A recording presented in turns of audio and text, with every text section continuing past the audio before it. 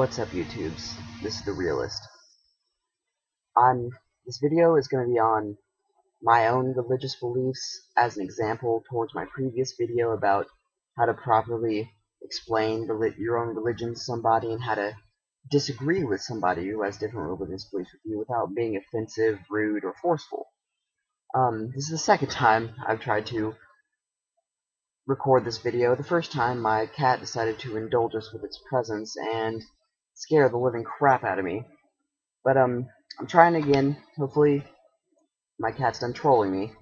But I'm gonna get to my first point, my religion. And my religion is, I pull from several different beliefs because I believe that not one group of people, not one religion, belief, or even common goal can be right because it's only coming from a singular group of people with a singular mindset. So my theory is that multiple religions are right because they pull towards, everybody's got to have a little bit of truth, right? And if you pull all those truths together, you might find what's actually real. Now, the three religions I mostly draw off of is a little bit of paganism, a little bit of Wicca, and mostly New Age. New Age seems to be very, I don't know, it just seems to be the truth to me. I just feel it like that. And there's also actually some scientific evidence that proves some of its concepts, which is something that's no other faith can offer. But anyways, I'm going to get right to my point and start with the concept of duality. Duality is what happens when you get two things that are polar opposites and you force them together. Like when you force the opposites of magnets together, they repel each other, right? Well, they've been forced and stuck together. And now they're pushing themselves apart. And what I'm speaking of is your very spiritual body and your physical body. These two things have been forced to be one now, as in your life as a human being, and they're conflicting with each other. And so different everybody's duality affects them differently and affects them in different levels.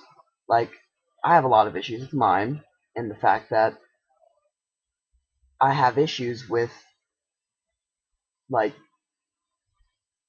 grasping how people can be so disrespectful or how people can be fickle and everything. These things really get to me for no reason, you know? I should just be able to shrug these things off, but this is my duality becoming angry because I can't I can't perceive these concepts. But my second the second thing I wanted to get to was multiple lives, which I touched on in my other video too in my example. You go on, your spiritual body lives, well, exists. I don't say lives because lives implies, you know, flesh and biology, but it exists for a set of, not a set amount of time, for however long it takes for it to reach absolute divinity. And the way it does so is by living human lives. You you go through, there's no set amount of lives, you know, different people live different amounts of lives. And how many lives you lived isn't necessarily reflected upon how wise or what you know in this life. It does often have effect on little tidbits, like maybe you have a hobby or something. Like personally, in my past life, I was in Japan as a Buddhist monk who went samurai.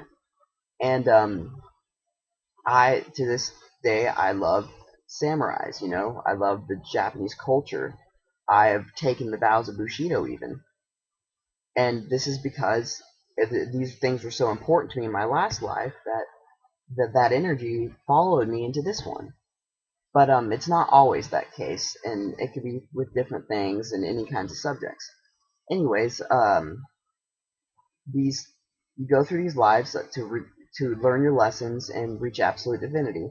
And the reason you don't remember the lives, your past lives in this one, is because you do.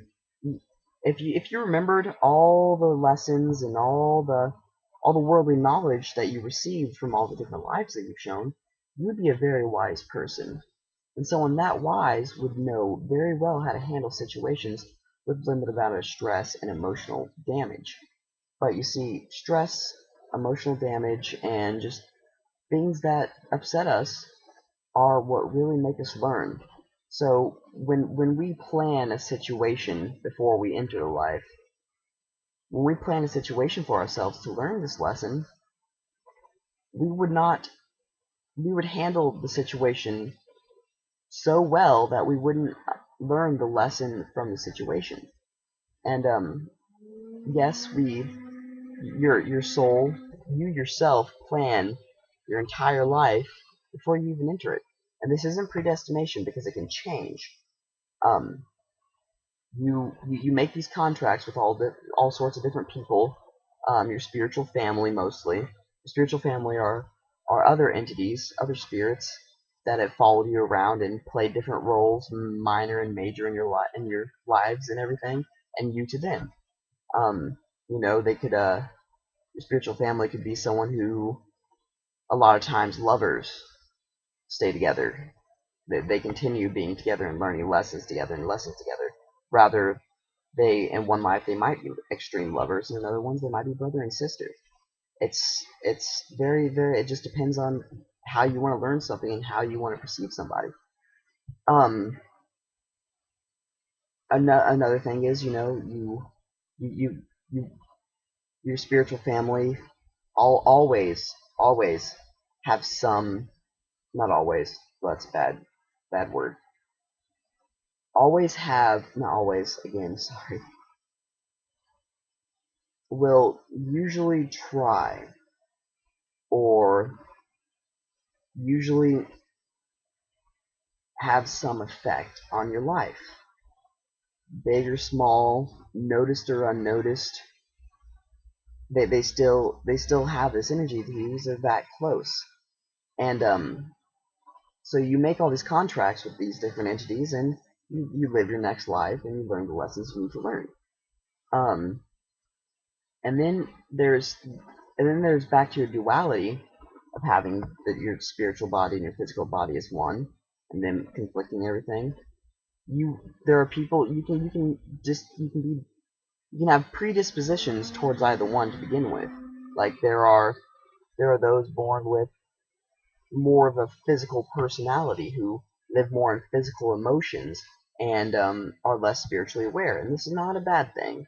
This is not a, and this doesn't mean that they're less of a person or less of a being or anything like that than someone who is spiritually aware. It just simply means that in this life they planned, and what they planned for that life, being spiritually aware just wasn't something that served it, so they weren't, you know.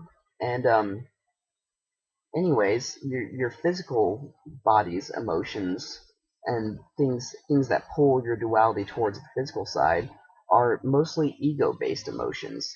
Um, and a lot of them can lead to low vibration um, feelings, and by vibration, I mean molecular vibration.